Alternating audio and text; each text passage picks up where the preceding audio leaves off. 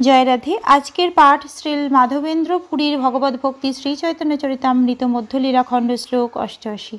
পুনদিন শেষে প্রভুর করাইল উত্থান, কিছু ভোগ লাগাইল করাইল জলপান। গোপাল প্রকট হইল, দেশে শব্দ হইল, আশপাশ গ্রামের লোক দেখিতে আইল। এক এক দিন এক এক গ্রামে লইল মাগিয়া, অন্নকূট করে সবে হর্ষিত হইয়া। রাত্রিকালে ঠাকুরের করাইয়া শয়ন, পুরী গোসাই কইল কিছু গব্য ভোজন। প্রাতঃকালে পুনতৈছি করিল সেবন, অন্ন লইয়া এক গ্রামের আইল লোকগণ। অন্নঘৃত দধি দুগ্ধ গ্রামে যত ছিল, গোপালের আগে লোক আনিয়া ধরিল। দুপুরবেলা একটি শয়ন করার পর শ্রী বিগ্রহ বিকেলে জেগে ওঠেন। তখন তাকে কিছু ভোগ ও পানের জন্য জল নিবেদন করা হয়।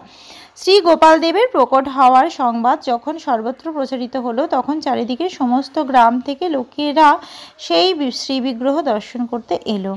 এক এক গ্রামের লোকেরা এক একদিন অন্নকূট মহোৎসব অনুষ্ঠানের সমস্ত আয়োজন করার জন্য শ্রী মাধবেন্দ্র পুরীর কাছে অনুমতি ভিক্ষা করল। এভাবেই তারা দিনের পর দিন মহা আনন্দে অন্নকূট মহোৎসব অনুষ্ঠান করতে লাগলো। শ্রী মাধবেন্দ্র পুরী সারাদিন কিছু খেলেন না, কেবল রাত্রিবেলায় শ্রী বিগ্রহকে শয়ন দেওয়ার পর একটু গব্য দুগ্ধজাত দ্রব্য গ্রহণ করলেন। পরের দিন সকালবেলায় আবার তিনি সেভাবেই শ্রী বিগ্রহের সেবা করলেন এবং বিবিধ ভোগ সামগ্রী নিয়ে এক গ্রামের লোকেরা এলো। তাদের গ্রামে যত অন্ন ঘৃত দধি দুগ্ধ ছিল তা নিয়ে এসে তারা গোপালের সামনে রাখল। পূর্বদিন প্রায় বিপ্র করিল রন্ধন, তৈছে অন্নকূট গোপাল করিল ভোজন। ব্রজবাসী লোকের কৃষ্ণে সহজ প্রীতি, গোপালের সহজ প্রীতি ব্রজবাসী প্রতি। প্রায় আগের দিনের মতো পরের দিনও ব্রাহ্মণের রান্না করলেন এবং সেভাবেই অন্নকূট মহোৎসব করা হলো। পূর্বদিনের মতোই সেদিনও গোপাল তাকে নিবেদিত সমস্ত ভোগ গ্রহণ করলেন। কৃষ্ণ ভক্তি অনুশীলন করার আদর্শ স্থান হচ্ছে ব্রজভূমি বৃন্দাবন, যেখানে মানুষ স্বাভাবিকভাবেই শ্রীকৃষ্ণের প্রতি প্রীতিপরায়ণ এবং শ্রীকৃষ্ণ ও ব্রজবাসীদের প্রতি স্বাভাবিকভাবে প্রীতিপরায়ণ। মহাপ্রসাদ খাইল আসিয়া সব লোক, গোপাল দেখিয়া সবার খণ্ডে দুঃখ শোক। আশপাশ ব্রজভূমির যত গ্রাম সব এক এক দিন সবে করে মহোৎসব। গোপাল প্রকট শুনি নানা দেশ হইতে, নানা দ্রব্য লইয়া লোক লাগিল আসিতে। মথুরার লোক সব বড় বড় ধনী, ভক্তি করি নানা দ্রব্য ভেট দেয় আনি।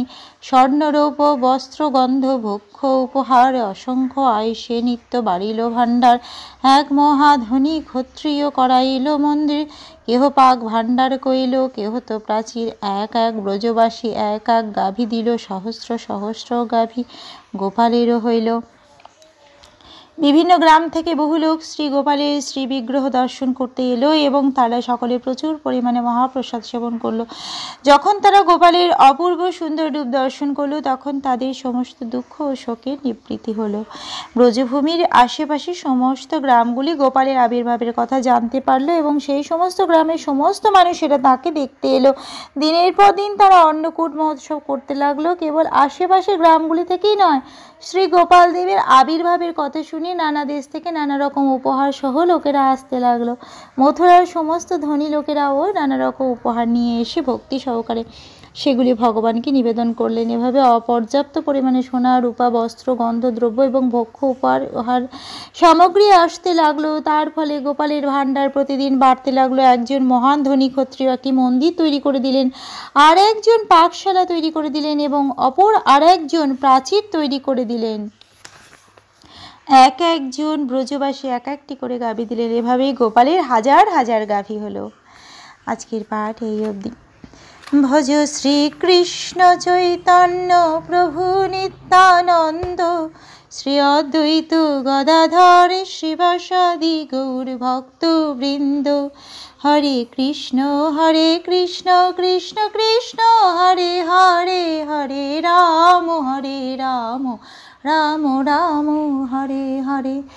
জয় রাধে জয় রাধে জয় রাধে জয় রাধে। জয় রাধে। ধন্যবাদ।